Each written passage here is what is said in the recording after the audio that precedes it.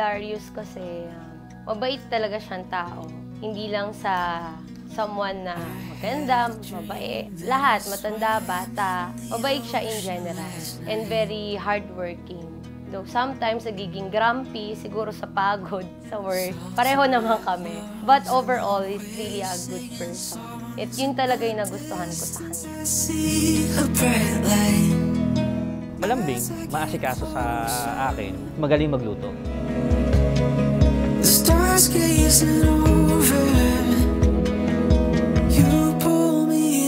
For me kasi, love is compromise and being selfless.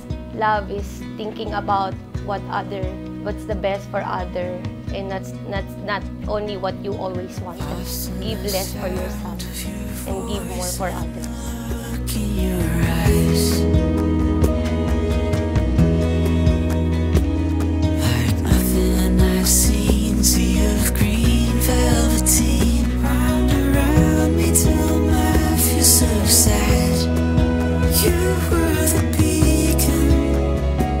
Mahal, thank you nga pala sa pag-aalaga mo sa akin, sa pagiging sweet mo.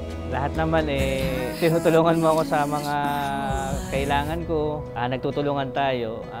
Thank you at I love you.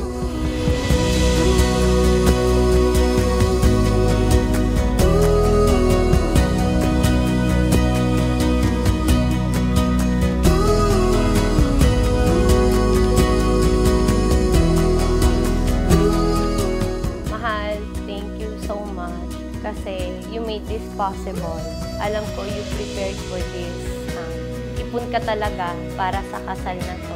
More than me, I think it was excited ka kaysa sa akin. So thank you kasi alam ko na genuine yung reason kung bakit gusto mo magpakasal. And that because you wanted to build a family together with me. Mahal, sorry nga pala kung minsan mainitin din ang ulo ko. Alam mo naman, medyo minsan pagod din Kayaan mo lang ako. Huwag mo na lang akong kulitin. Tatahimik din naman ako Salamat sa pagmamahal mo. Thank you, mahal. I love you.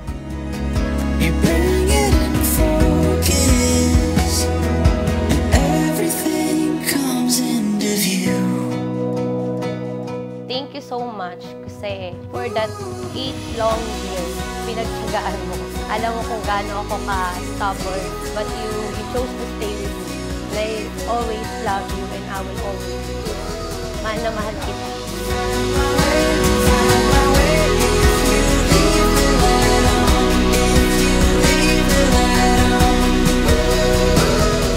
Mahal, sana pagkatapos ng wedding natin, magka-baby na tayo.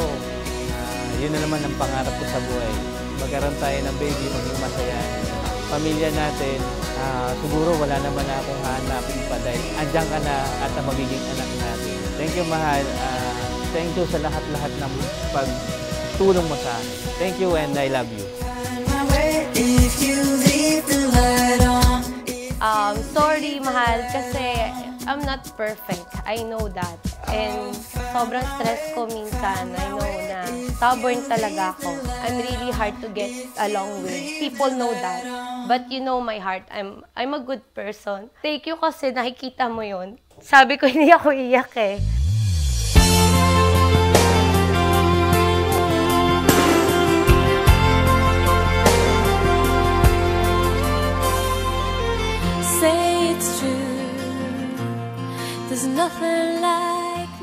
Kapatid na Darius at kapatid na Zarina, pananagutan ninyong mag-asawa na umibig sa Diyos gaya ng isinasaad sa mga aklat ng kautusan.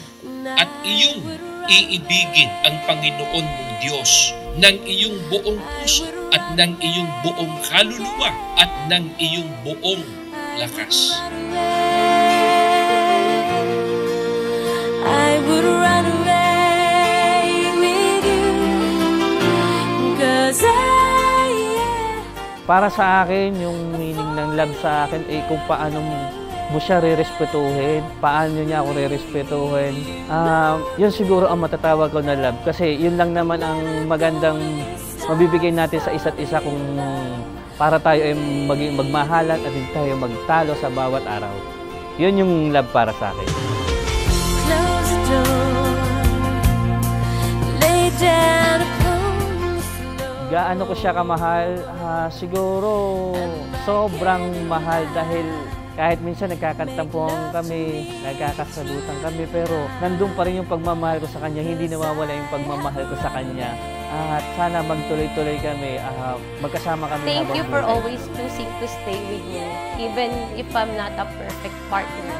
And you know that very well. But God knows my heart. Inside, alam mong mahal na mahal kita. And yun, I will always choose you.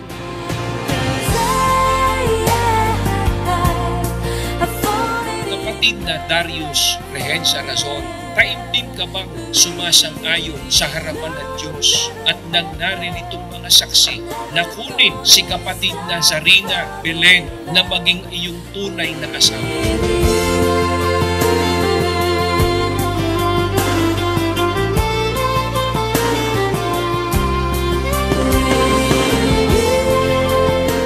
Promise ko, siguro yung lahat ng mga nakikita mo sa akin, tigilan ko na, baguhin ko na, alam mo na yun. Yun lang naman ang pinag-aaway natin, di ba? So, ayun, yun ang pinaka-promise ko sa iyo, Ma. Titigilan ko na lahat. Thank you and I love you so much. Mahal, I promise that I will give to you what you always wanted, and that is a family. And sana magbigay ko, and I will do my best to give you a happy and healthy family. Yeah.